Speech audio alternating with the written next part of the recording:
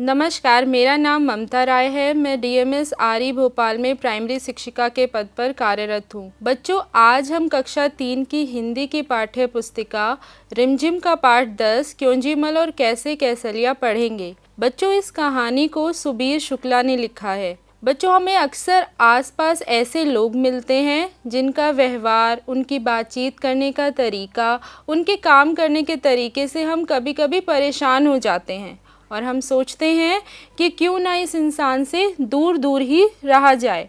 तो क्योंजीमल और कैसे कैसलिया भी एक ऐसी ही कहानी है और हम इस कहानी को पढ़ेंगे और पता लगाते हैं कि किसने किसको कैसे परेशान किया। इस कहानी को हम शुरू करें उससे पहले आइए मैं आपको इस कहानी में आने वाले पात्रों से परिचय करा देती हूँ। इस कहानी में जो पहला पात्र है वो है क्योंजीमल। ये बात बात पर पूछते हैं क्यों क्यों क्यों। दूसरा पात्र है कैसे कैसलिया। इन्हें भी बात बात पर पूछना होता है कैसे कैसे कैसे।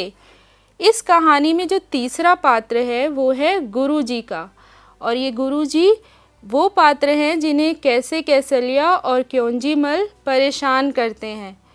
तो बच्चों, आपको इस कहानी के पात्रों से आप परिचित हो चुके हैं, तो आइए अब हम इस कहानी को पढ़ना शुरू करते हैं। इनसे मिलिए, ये हैं क्योंजीमल। बात बात पर पूछ देते हैं क्यों क्यों क्यों। भले ही आपसे जवाब देते बने या नहीं, पता नहीं क्यों। और ये हैं उनके दोस्त कैसे कैसलिया। ये भी कोई कम नहीं है, मौका लगते ही पूछ देते हैं कैसे कैसे कैसे। भूले भटके कभी दोनों से एक साथ मुलाकात हो गई तो क्यों और कैसे के बीच ही भटकते रहेंगे आप। क्यों क्यों क्यों, कैसे कैसे कैसे। पढ़िए और पता कीजिए। गुरुजी नमस्ते, किधर चले। नमस्ते, ज़रा बाज़ार जा रहा हूँ। बाज़ार, क्यों क्यों क्यों। गेहूँ पिसवाना है इसलिए। बाज़ार, कैसे कैसे कैसे। साइकिल पर, वैसे निकला तो पैदल था पर थैली देखकर शिवदास ने अपनी गाड़ी दे दी। अच्छा, गेहूँ पिसवाना है। क्यों क्यों क्यों, अरे आटा जो चाहिए। पिसवाना, कैसे कैसे कैसे। चक्की में भई। आटा, क्यों क्यों क्यों क्यों भैया, रोटी नहीं बनाएंगे। रोटी, कैसे कैसे कैसे। अरे आटे को सानेंगे, बेलेंगे, तवे पर पकाएंगे, आग पर फुलाएंगे। सानेंगे, क्यों क्यों क्यों। सुनो, सने आटे में थोड़ा पानी रहता है ना, आग पर तपने से यही पानी भाप बनकर बिली हुई रोटी को पकाता है, इसलिए सानेंगे। सानेंगे, कैसे कैसे कैसे। तुमने कभी देखा नहीं है क्या।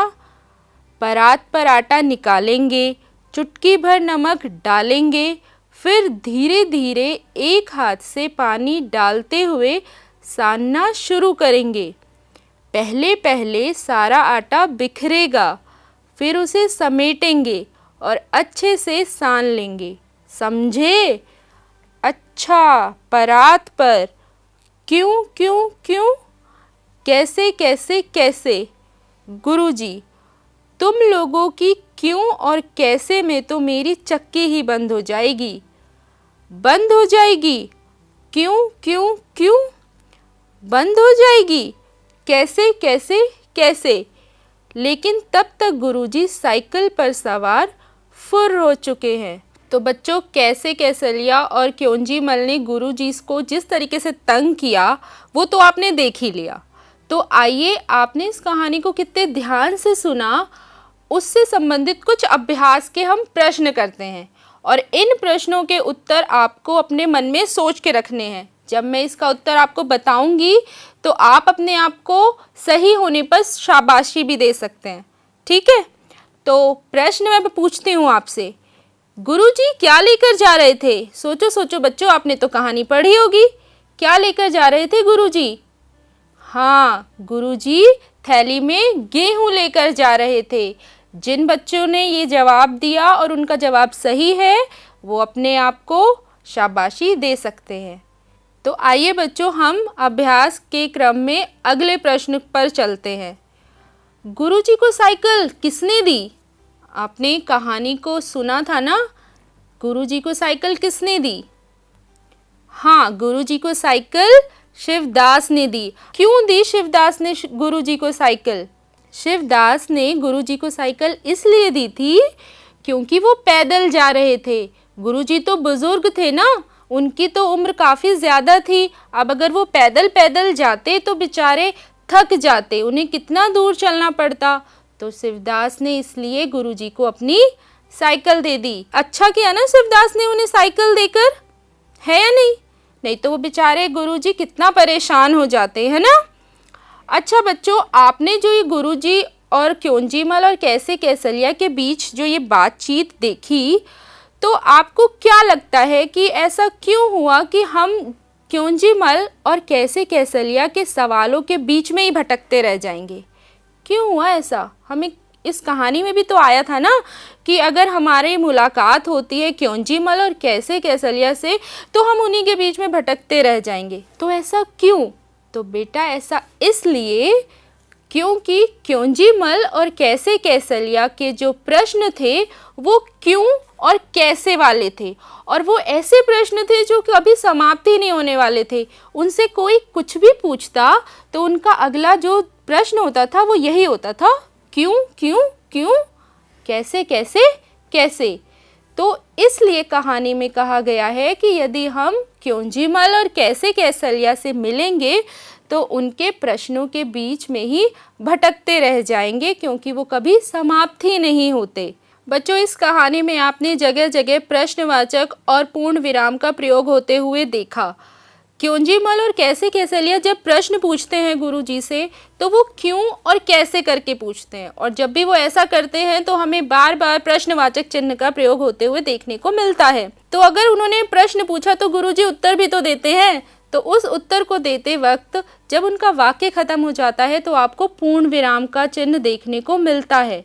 तो ये प्रश्नवाचक चिन्ह और पूर्ण विराम, इन्हें हम विराम चिन्ह कहते हैं। विराम चिन्ह के द्वारा हम अपने भाव को दूसरों के सामने बहुत अच्छे से उजागर कर सकते हैं। दूसरों को ये समझ आ जाता है कि हम प्रश्न पूछना चाहते हैं या हम उत्तर दे रहे हैं, हम दुख प्रकट करना चाहते हैं या हम अपनी खुशी प्रकट कर रहे हैं। तो इसलिए विराम चिन्ह का प्रयोग हमारे लिए बहुत महत्वपूर्ण होता है और हमें इसे ठीक तरीके से प्रयोग करना चाहिए। तो बच्चों, मुझे उम्मीद है कि अब आप प्रश्न करते वक्त प्रश्नवाचक का और उत्तर देते वक्त पूर्ण विराम का प्रयोग अच्छे से कर पाएंगे। तो बच्चों, आपने जब इस कहानी को पढ़ा तो आपने देखा कि जगह जगह बार बार क्योंजीमल और कैसे कैसलिया गुरुजी को परेशान करते हैं, है ना। आप भी सोचते होंगे कि हमें क्योंजीमल और कैसे कैसलिया की तरह तो नहीं बनना है, लेकिन ऐसा नहीं है। अगर आप प्रश्न नहीं पूछोगे, आपके मन में जो प्रश्न आ रहे हैं उनको अगर शांत नहीं करोगे तो आप अपने ज्ञान में वृद्धि कैसे करोगे, आप अपने नए नए ज्ञान को कैसे बढ़ाओगे।